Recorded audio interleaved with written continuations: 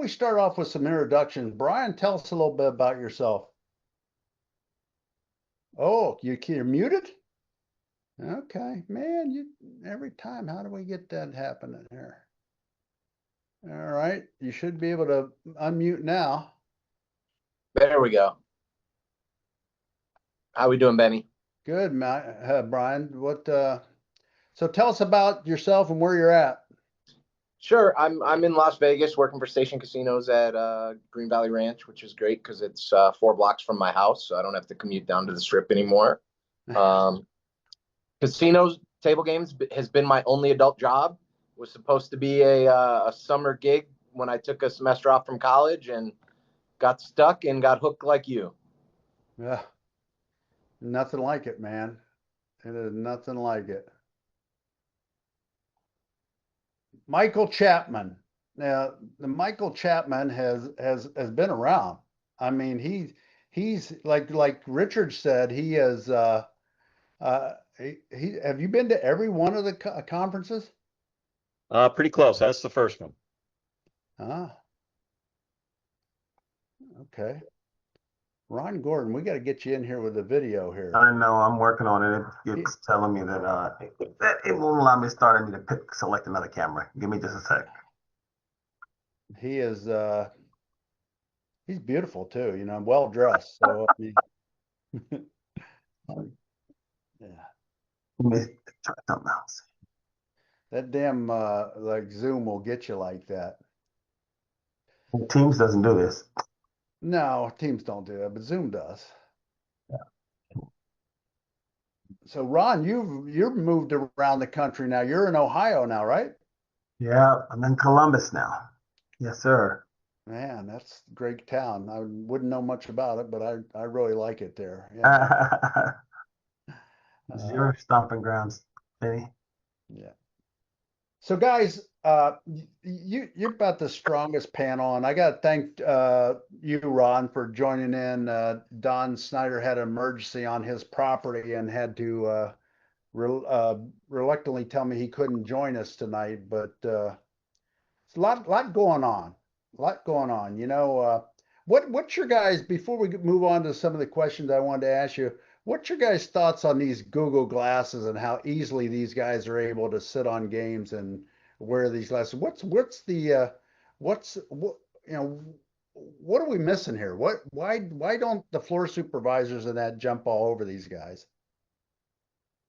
Well, I think the technology's just gotten better. It's harder to notice the Ray-Ban ones from I think Facebook or Meta. They're really hard to tell that there's a camera in there. Well, them Google ones got a pretty good circle in the top corner there, you know. Uh, yeah, I guess I haven't seen the Ray-Ban ones. They're very tiny and hard to see. I haven't seen one in person, but from the specs I've seen, yeah. Hmm. It's not just the tech. It's the mentality of the industry nowadays.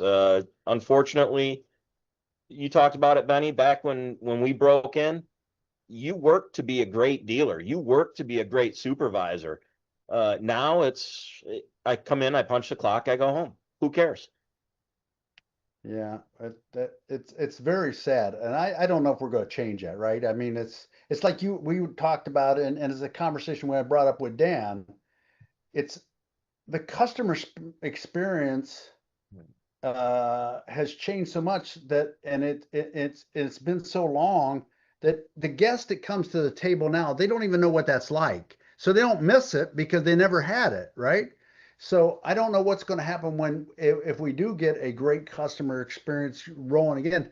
I think it'll probably evolve table games, you know, because there's no doubt in my mind that the footprint of table games, you know, yeah, there's been some openings and all this, and maybe the number of table games have risen. But if you look at the old established casinos, almost every one in every jurisdiction, their footprint of table games. If you walk into live Philadelphia today, you're going to see 43 games over there on that far side, totally credited, 100% credited. They never open, right? So where did all those people go? You know, they didn't get the experience they wanted, and they went to other things. You know, there's opportunities there in Pennsylvania with online casinos, and there's only so much discretionary income to spend. And I'm hoping that we see a resurgence. I think it is. I think there's no doubts. I think when technology comes into play, and everything's kind of cyclical anyway, customer service will come back, and it will make a big difference. So, any thoughts on that? I I think without it, I think the industry sunk actually. I've always been that guy, the sky is falling. And it's not because I'm a negative Nelly. I'm just a realist. So, you talk about the people not knowing that experience. These kids nowadays have their face buried in a phone. Most of our big players are in their 60s, 70s, 80s. And not to be morbid, but people are mortal and they die. And as an industry, we are not taking this youth group and bringing them in and giving them something that they've never experienced before. And the arguments of, eventually they're going to want this. My answer to that is I don't miss teleporting around the world because I've never been able to teleport around the world. These guys have never had that experience. And I think it's a major issue that we run into in the industry. And I think that the successful, long-term successful people in the industry will be people that get that back. I couldn't agree more. I think when I was looking over your questions, Benny, what worries me, it's the team members and the experience they give, and how many of them are working multiple jobs where they don't have the energy or the bandwidth, and whether it be from global macroeconomic conditions that force them to do multiple jobs.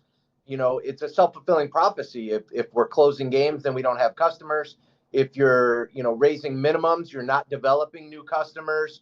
So eventually you run out of customers because they're not able to play because they don't have an entry level. If they do play, they're not getting the experience they want because the employees aren't able to provide it, or they just find something else to do. Yep. Yeah, there's no doubt about that. They're going to go the path of least resistance. What is the easiest thing to do? And online in the jurisdictions that have online, it's even worse because now you got a 10-cent entry point, a Right. 10 cent to play single. And if you're already connected to your phone, like you were saying, and then now your first experience in gaming is that solitary experience playing at 10 cents, it's going to be hard to transition that player if that's the case. I'm glad that they've given us a chance. They've given us this window. Everybody here on the summit should understand that there is a window we've gotten where this expansion, I think they thought with the sports betting getting across all these states that it was going to be an easy segue right into online gaming, which it hasn't been. Thank God it's still like regulated to only about 7 states, I think. Mhm. But if it was nationwide, we would be into a big ball of goo goo for sure. Well, Benny, there's also, some argument for that is developing new customers, by that. One of the examples I'll give when we talked about ETGs earlier, I've seen locally a resurgence in craps after years and years of decline because we now have bubble craps with $1 entry point, then roll to win with a $5 entry point, and then a live game with 15. So without those other games, those people don't have the ability to learn that it is a great game and then get onto that live game. Yeah, I got to agree with you there, Brian, especially with the bubble craps and them. The bad thing is then they walk over to a crap game and they don't get the experience that they could have gotten in the past. Yeah. Yeah, it could be mind blowing if they got to a real crap game with real crap dealers. And I know we got some people on there say they think that online, but I have not. I've seen some dramatic hits to the revenue streams, like especially in Pennsylvania from online gaming. I mean, it's undeniable. Go look at the numbers for yourself. Look at the percentage of online, the growth, and the growth and then the decline of brick and mortar table games. It's definitely there. You know, it's definitely there to see. But I think it definitely AG. hurts. So, Go ahead, Michael. sorry, from State of the State from the AGA just came out, and it's pretty clear. Um, online can hurt us. It will hurt us. I see, Angel's response that it will open up some players because of the low entry point. But again, it gets back to if we don't give them that wow moment when they walk on the property, they'll just stay at 10 cents and they'll stay at home. So it really is something, I said it at the first conference I went to, the second conference for Richard Marcus. The properties that blend with online into a seamless venture and offer great customer service will be the ones that are successful. The ones that don't do that, online's going to crush us. Ron, I know you got an opinion on customer service and online gaming. I do. So customer service is what we're supposed to do, right?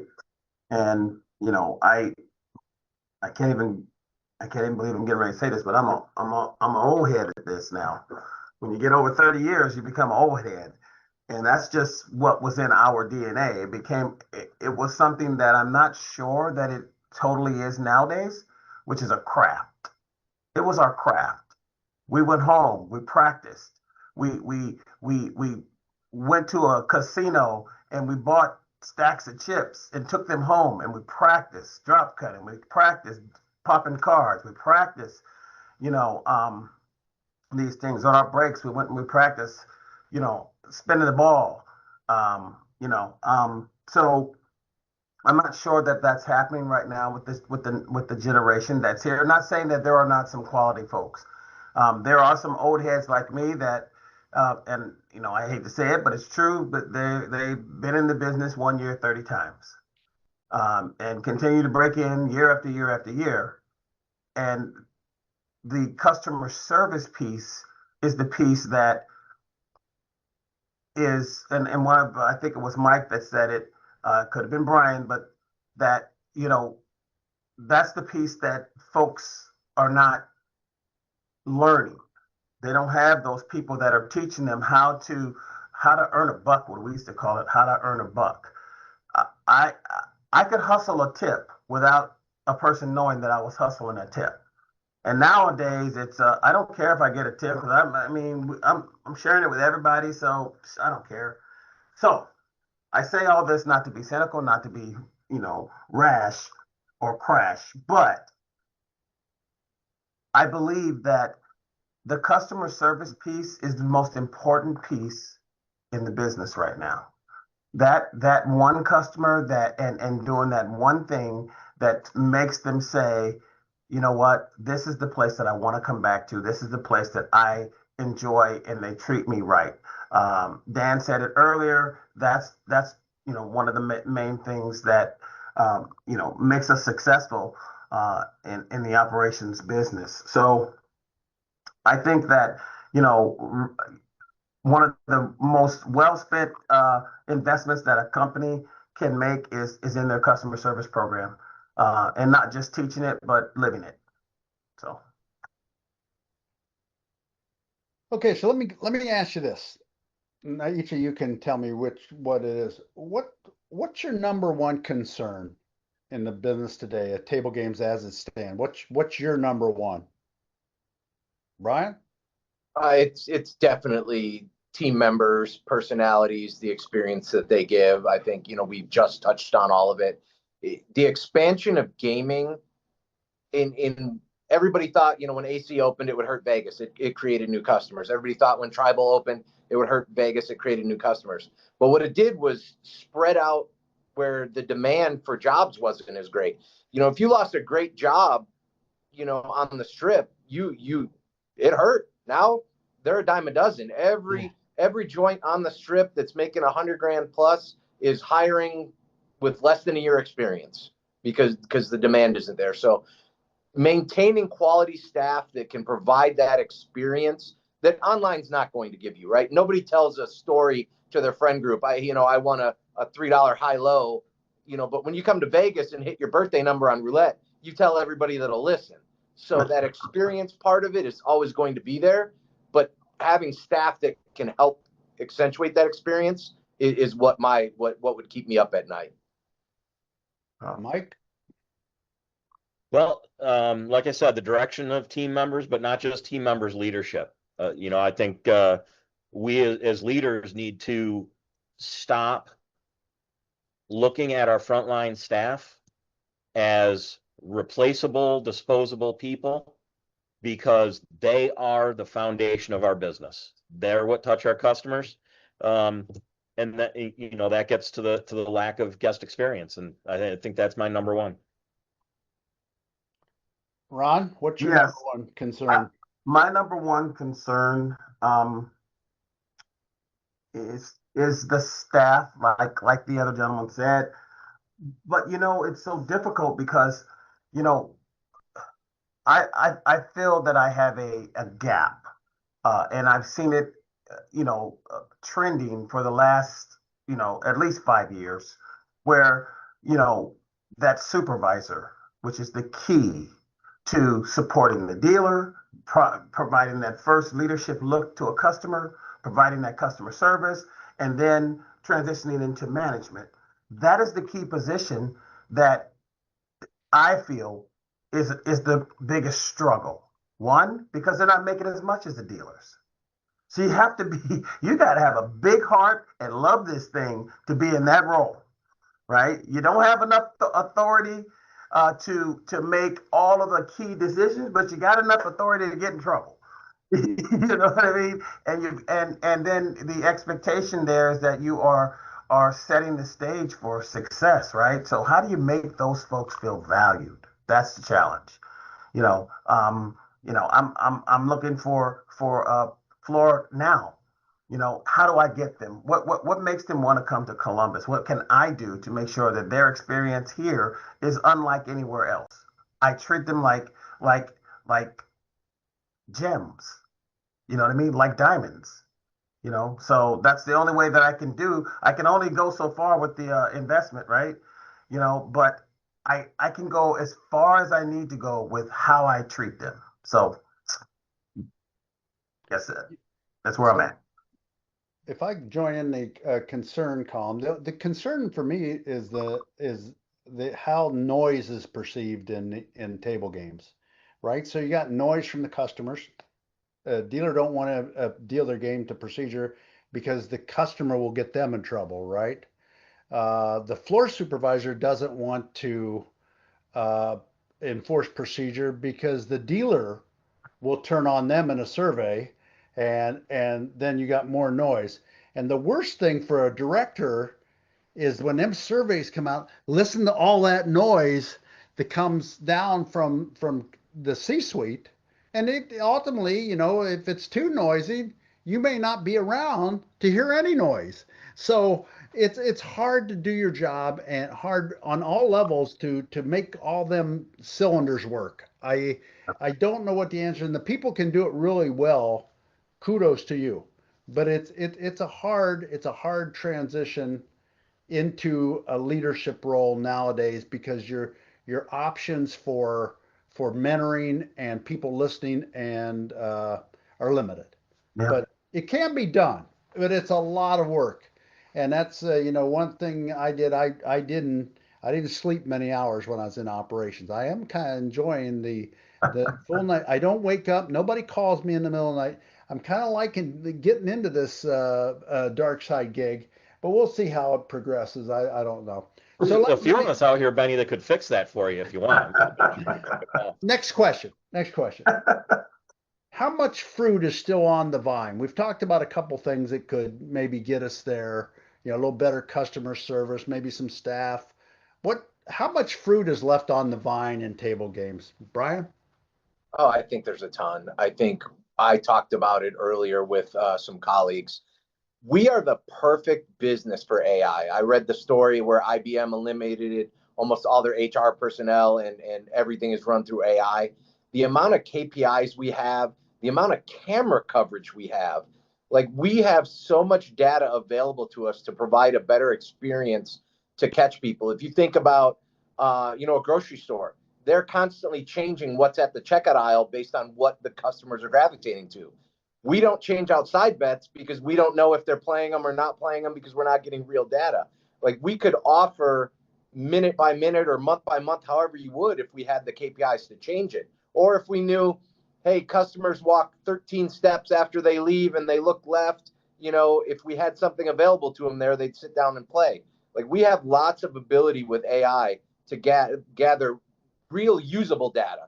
Like, you don't want just a ton of data with nothing to do with it, but I think AI filters all that out at a much faster rate than we could do on our own. Ron, what do you think? Is there fruit still left on the Yeah. vine? Yeah, I mean, the virtual aspect, I agree 100%. I mean, you know, AI is where the future is, man. I mean, from protecting your assets to cashless, touchless, online, even remote gaming. These are all fairly untapped areas that we should really be. I expect this is the future. That's what the future is coming to. Mike, you see fruit? I think I'm going to throw a little caveat in there. It's going to depend on the mentality of the leadership. If we look at to AI, and here's an ad for you for Tavolo.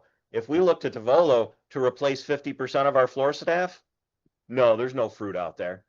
But if we look to Tavolo to take care of the tasks that we're saddling our floor staff with so they can create that engagement, they can create that experience, there is a lot of fruit, but we got to partner with AI, with virtual reality, with online, and really give them a good blended experience, top to bottom.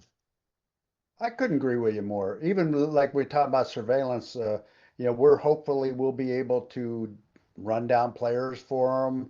They won't have to do the hands per hour or any kind of manual head counts or anything like that. So that should free up a lot of time. One thing I know it's going to really make a big difference is when you make the argument, and I'm sure every one of us here has done this, right? You do all this calculations and all this work to show your bosses that the reinvestment is wrong.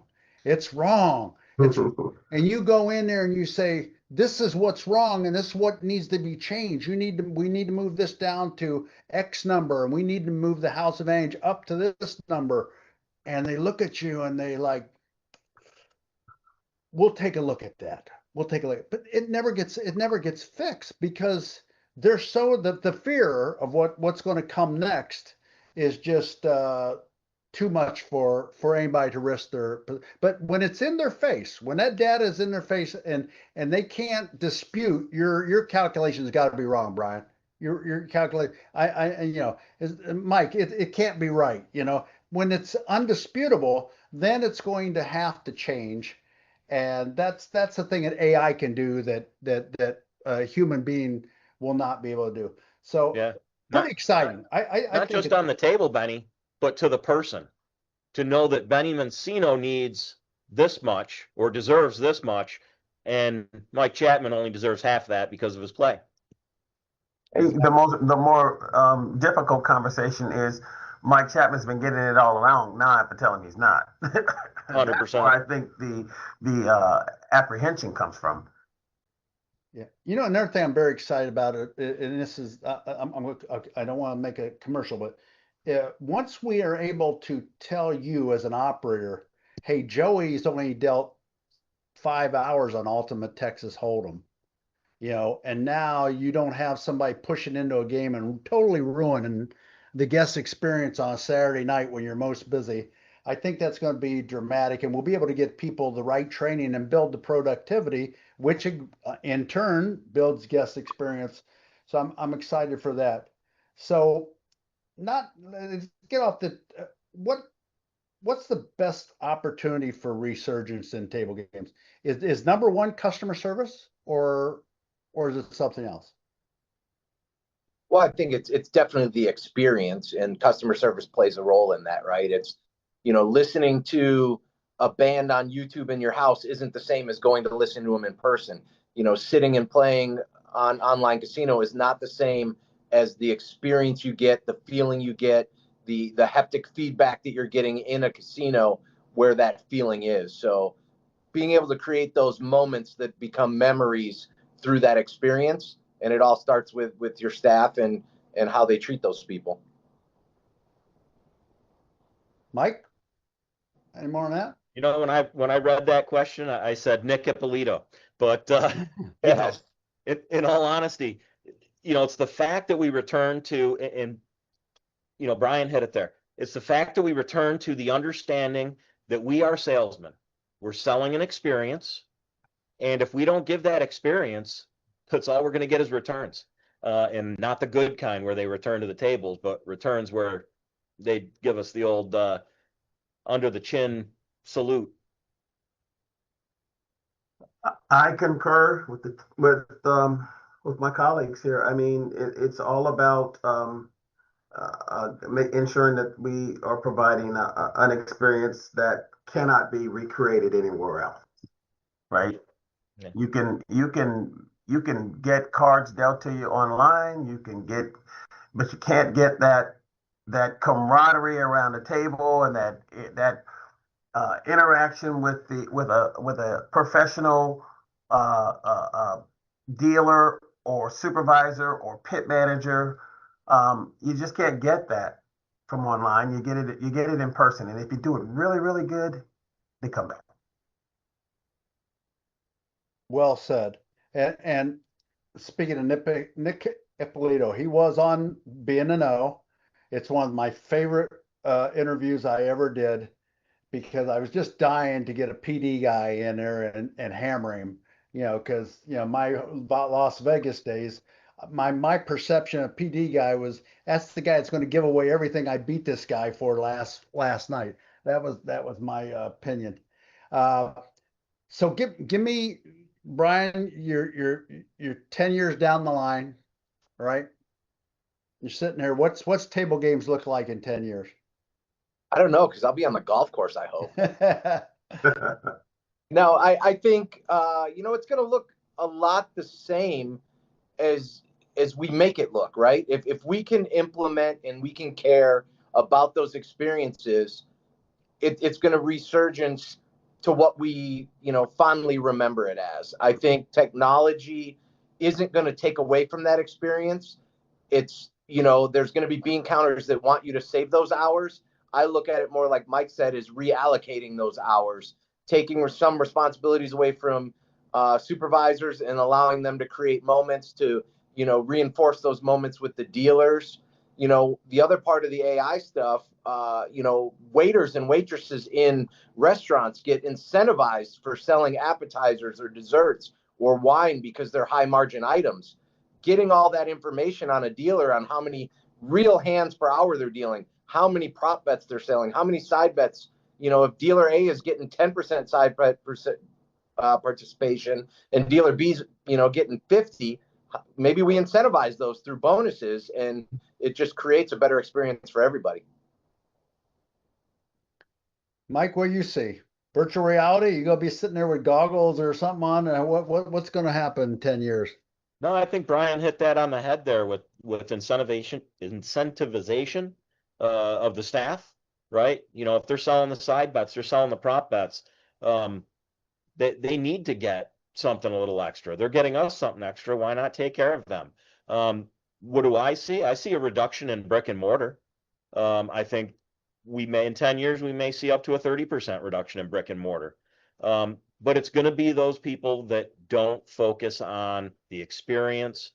It's the people that don't focus on partnering with the VR, with the AI, with the online presence, and getting the unity, getting the seamless experience between what somebody gets at home, what somebody gets in brick and mortar, and then providing the value in brick and mortar. Mhm. Ron, 10 years, you're 10 years from now. I know you're gonna be retired and on a beach somewhere with a margarito, but Yeah. if you was on in the casino, what would it look like? Well, I'm glad you guys can't see me now because I got a little bit of gray. I have a whole lot of gray then. But I see casinos going and trying to figure out how we provide that next level of comfort and convenience to a gambler. Um, when they come to our properties, they should be able to sit down and have a full AI experience. They should be able to I don't know if there's a pair of uh, of the glasses that we're talking sitting in each spot, and you put those on to get into the game. Maybe that's part of the game. You know what I mean? They touch the left side like you would do a headphone to turn the volume up, and maybe that's how you order your drink. And in those exact, and you tell it, okay, I want a scotch on the rocks, and your drink comes on a robot to you. And then maybe you're playing in your spot, and the next person is you can see a video monitor where that person's playing at home, or another person is playing through some sort of virtual vehicle, all in the same game, you know, and while you're sitting back in a recliner, that I just see all of that um, potentially happening in 10 years. I, I love that, Ron. That was Yeah. that was amazing. I mean, you're talking about all sorts of synergies coming together. Uh, Uh, Tavolo 3D, I can see it right now. there you go. Thanks, buddy. I There you appreciate it. go. I really appreciate that. That is that's amazing. Yeah, well, even I'll tell you one thing we are working on, and I think some of you people have seen it in our presentations, but we do have a module coming out. This is top secret, so don't tell nobody here. Well, there's only 50 something people to go spread the word. But it's Tavolo Audio. And what Tavolo Audio does is we put these transducers under the game, which now turns that tabletop into a speaker. And with that speaker, we can create events and triggers. Guy gets a blackjack. There's a big cheer or roar. The dealer breaks and there's a cheer and a roar. Guy buys in 500 and all that did cha-ching, and the cash register goes off, or something like that. Or somebody's on the game and now all of a sudden it's their birthday when they swipe their card, and it starts playing happy birthday for them. A game's going on TV. You got Philadelphia fans here, you got Green Bay fans here. We can instantly switch that tabletop to play one game versus the other. So it's something we're thinking about, and there's all sorts of possibilities out there, and the fruit is out there. You guys have shown that the fruit is out there. All right, so we're going to wrap this thing up. I need some final words, Brian. What are you going to leave us with? I think, we just need to keep doing things like this and get involved. I think somebody earlier said, we don't have that, supervisor that wants to become a manager, wants to become one of us. Like mentoring that next generation so that somebody will take over. And your show, books like Andrew's writing, anything we can do to pass it on to the next generation. Mike, your thoughts? Well, respect your frontline staff and build them and develop them, because that's the future right there. Like Brian said, I'm going to quote Sir Richard Branson here: train them so that they can leave, and treat them so that they want to stay. That's good advice. Love that. Ron Gordon, final word. I would say, mentor someone, teach somebody something, teach somebody what you know, because when we retire, if we don't share what we know, guess what? It goes with us out the door. Yeah, don't be, I remember when I first broke into the business, I don't know why, but people didn't want to show me things because well, I do know why. I think because today I know why, because I think they thought that I would take their spot. And I tell all of my team, my co-stars, I don't say that I am the boss. I'm part of their team, and I appreciate them allowing me to be a part of their team. But if you can, I'm going to teach you everything that I can teach you, and anything that you ask me, I'm going to share it openly hopefully you'll take my spot because then hopefully I'll get another one.